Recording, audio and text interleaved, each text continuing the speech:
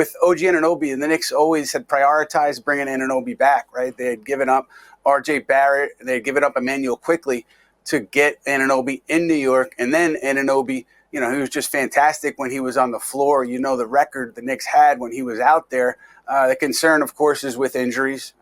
Dan mentioned it earlier. He's had a history of injuries, but the Knicks always wanted him back. And I think that what it came down to is Anunoby, I think, would have gotten max offers from opposing teams, including Philadelphia.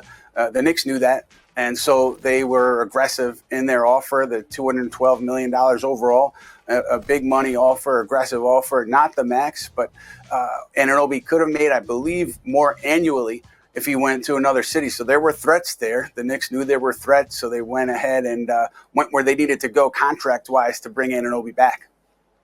Yeah, and Dan, you mentioned it before, OG Anunoby's, health issues, his injury history. Given all of that has happened with him, how do you feel about the 5-year deal that he signed? Well, I mean, it's a lot of money.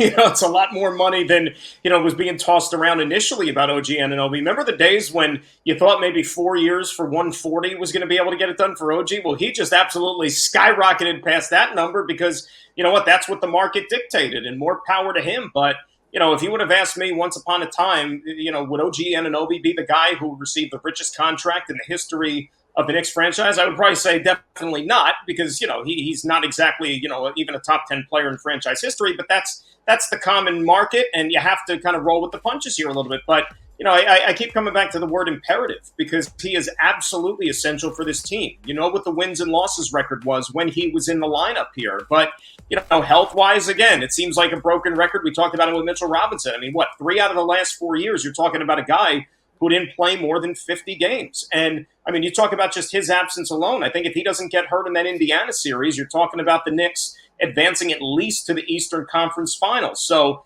it would be nice to have a healthy OG Anunoby, and I don't know what that contract is going to look like, let's say, in the final couple of years of it, if the injuries continue to mount. But at least for right now, championship contending team like the Knicks have built, you have to keep them in the fold, and they did that.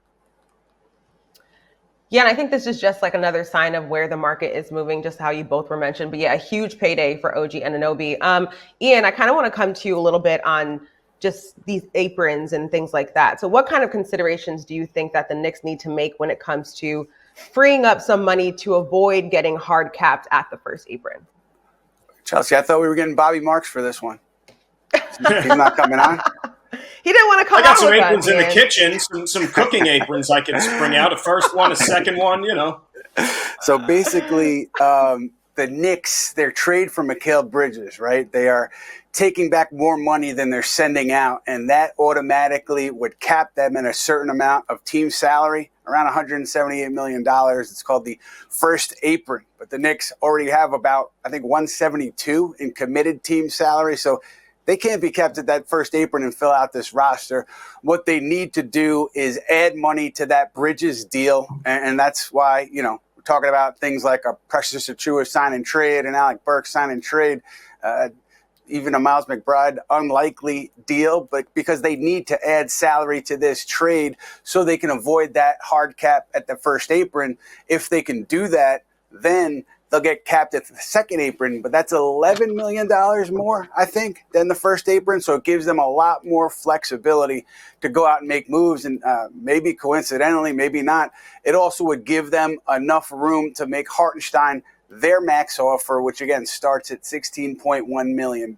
So yeah, I think no matter what, you can be pretty sure that the Knicks will add money to that Bridges deal so they have some more financial flexibility to fill this roster out.